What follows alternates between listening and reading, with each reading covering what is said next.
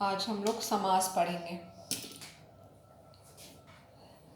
समास जब दो शब्द मिलके एक शब्द बनाते हैं, ये दोनों का आपस में कुछ संबंध रहता है, वो दोनों मिलके एक शब्द बनाते हैं। ये शब्द एक सार्थक शब्द होता है, मतलब इसका कोई एक मीनिंग होता है, तब हम इसको समास कहते हैं। समास में ये जो फर्स्ट वाला टर्म है इसको हम पूर्व पद कहते हैं, पूर्व पद। और जो सेकेंड वाला वर्ड है उसको हम उत्तर पद कहते हैं। और जो वर्ड एक्चुअली फॉर्म हो रहा है समास करने के बाद उसको हम समस्त पद कहते हैं। समास करना या उसको विग्रह करना, ये दोनों ही बहुत ही इजी होता है और उसके टाइप्स भी बहुत इजी हैं। हम एक के बाद एक इसके टाइप समझते हैं।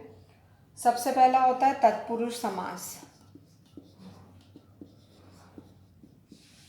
तुम लोगों ने कारक रचना तो पढ़ी ही होगी।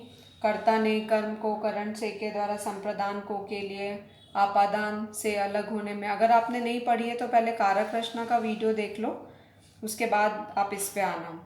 क्योंकि तत्पुरुष समास में क्या होता है कि जब भी हम समास विग्रह करते हैं, मतलब उसको सेपरेट आउट करते हैं दो वर्ड्स को कि ये किन दो वर्ड से बना हुआ है, तो उसमें ये कारक चिन्ह आते हैं।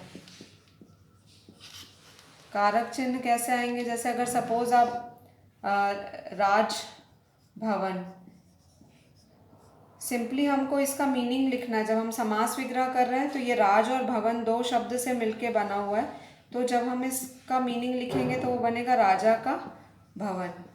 समास विग्रह करते समय हम सिर्फ राज प्लस भवन ना लिखते हुए हमको राजा का भवन भी लिखना पड़ेगा।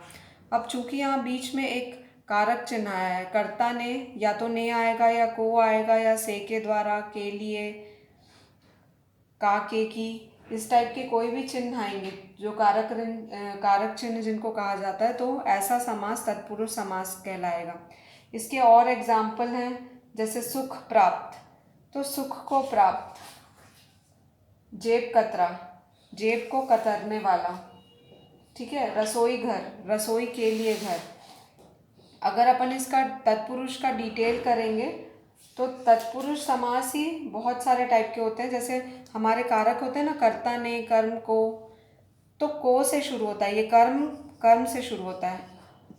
को वाले जिसके बीच में को होता है, जैसे अभी मैंने बताया कि सुख को प्राप्त। करण से के द्वारा, जैसे अगर आप लिखोगे रेखांकित, तो रेखा से अंकित, रेखा के द्वारा अंकित, है ना। अगर आप लिखोगे धनहीन, तो जो धन से हीन है, धन से हीन है वो धनहीन। अब ये जो से है ये कारक चिन्ह है, ठीक है। तो इस तरीके के समास जो रहते हैं वो तत्पुरुष समास कहलाते हैं। नेक्स्ट जो टाइप है समास का वो है कर्मधारय समास। कर्मधारय समास में फर्स्ट वर्ड जो रहता है वो विशेषण रहता है, एक विशेषण। विशेषण मतलब एडजेक्टिव,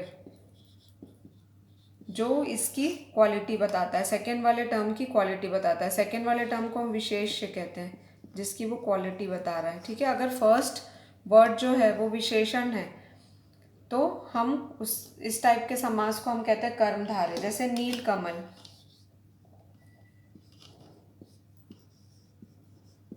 नील कमल, तो इसको जब हम, Neel Kamal actually single word है, जब हम इसको समास विग्रह करेंगे तो ये बन जाएगा नीला है जो कमल।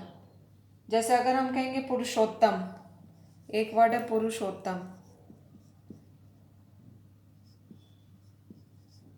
यहाँ पे सेकेंड वर्ड जो है वो विशेषण है। मोस्ट ऑफ द एग्जाम्पल्स में तुम फर्स्ट वर्ड को विशेषण देखोगे, बट अगर सेकेंड वर्ड भी विशेषण है तो भी वो कर्मधारय समास ही कहलाएगा। जैसे इसमें है पुरुषों में जो उत्तम है वो पुरुषोत्तम, ठीक है। नीलकंठ, नीला है जो कंठ। काली मिर्च, काली मिर्च जो है मिर्च की क्वालिटी बता रहा है कि मिर्च कैसी है, काली है। जब इस तरीके का समास रहेगा जिसमें एक विशेषण रहेगा तो हम उसको कर्मधारय समास कहते हैं।